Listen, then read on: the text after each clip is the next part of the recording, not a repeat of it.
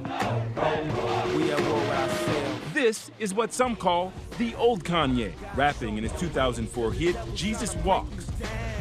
And this is Kanye West now. Tonight, surrounded by a cloud of criticism after making these comments on TMZ Live yesterday. When you hear about slavery for 400 years, that sounds like a choice. Like, you was there for 400 years and it's all of y'all?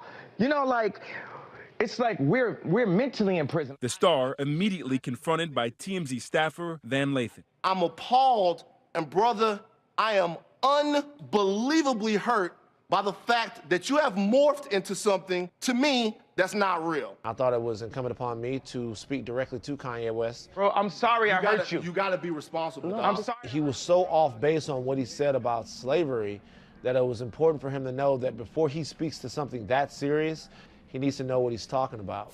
Overnight, West's comments going viral. The backlash online, quick and unapologetic. One Twitter user saying, to say slavery was a choice isn't only deluded, it's insensitive, it's hateful, and it's demeaning. Kanye's most recent comments about slavery, it sounds like he's lost his ever-loving mind. What was left of it? The artist later clarifying on Twitter, writing, "Of course I know that slaves did not get shackled and put on a boat by free will. My point is, for us to have stayed in that position, even though the numbers were on our side, means that we were mentally enslaved." He would later delete the tweets. Kanye West has a massive platform. When he speaks, it reaches millions of people. And what he's done with his latest comments on slavery being a choice, it's ignorant, it's irresponsible. There's something about putting slavery and choice together that many call misguided. Slavery was not a choice. Slavery was a crime. You know, nobody chooses to be a slave. Radio host Charlemagne the God spoke to West in a much-anticipated interview released online yesterday. It's just the next frontier for me. Nearly 2 hours long, the interview hit on topics like mental health and West's apparent reverence for Donald Trump. Got a guy like him who's clearly trying to marginalize and oppress people that look like you. How can I support somebody who is oppressing and marginalizing me and people that look like me? That's the question for Kanye West. 100%. And that's what I said to him in the interview, and he had no answer. I don't have all the answers that a celebrity's supposed to have, but I could tell you, when he was running, it's like I felt something. The interview was filmed a week before Kanye tweeted this picture of himself in a Make America Great Again hat. Kanye believes that as an artist that he can use his gifts to take symbols of hate and turn them into symbols of love. Nah. I mean, he said that in reference to the Make America Great Again hat. Something I told him, in order to repurpose something, you have to know the meaning of the thing that you're repurposing. That Make America Great Again slogan does not apply to minorities because America was never great for us. But Mr. West has never shied away from taboo topics like politics. George Bush doesn't care about black people. He's known for creating controversial moments on a national stage, from snatching that microphone at the VMAs. I'm really happy for you. I'm gonna let you finish. But Beyonce had one of the best videos of all time. That famous. To his provocative music videos. From Kanye West. If you see him. But at a time when debate rages over race, like the legacy of Confederate monuments. You will not replace us. And after white nationalists rallied in Charlottesville. Critics say his words matter now more than ever.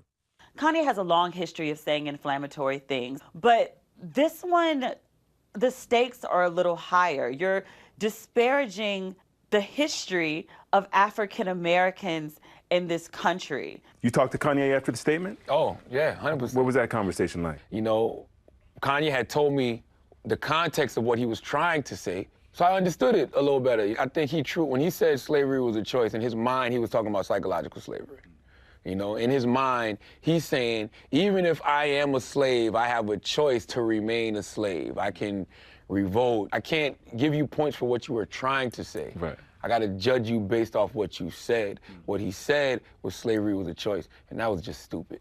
Now, 17 months after his November 2016 hospitalization, West disclosing to Charlemagne details of the struggles that led him to seek medical help. That was the scariest moment of my life. The hip-hop multi-talent said his 9-day stay at a UCLA medical center, not a breakdown, but a breakthrough, brought on in part by stress from the at-gunpoint robbery of his wife, Kim Kardashian West, in Paris just 1 month earlier.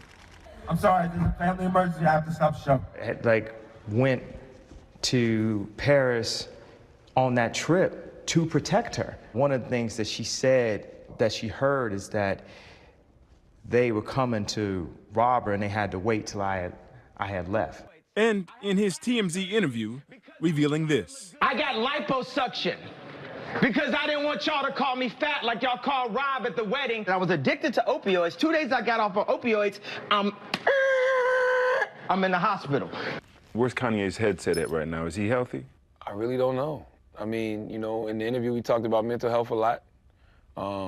He spoke about being on meds, you know, so I'm on TMZ saying he was addicted to opioids. He even talked about liposuction. You know, he talked about losing all his confidence. Like, I mean, that sounds like, you know, low self-esteem. I still think he's grieving over the death of his mom. It's a lot, you know, so when I talk to him about being creative when it comes to music, when I talk to him about where he wants to go with his company, he's clear on all of that. West Reps declined our request for further comment. Tonight, some critics saying the talent behind songs like All of the Lights may just be using his latest rant as a boost for album sales.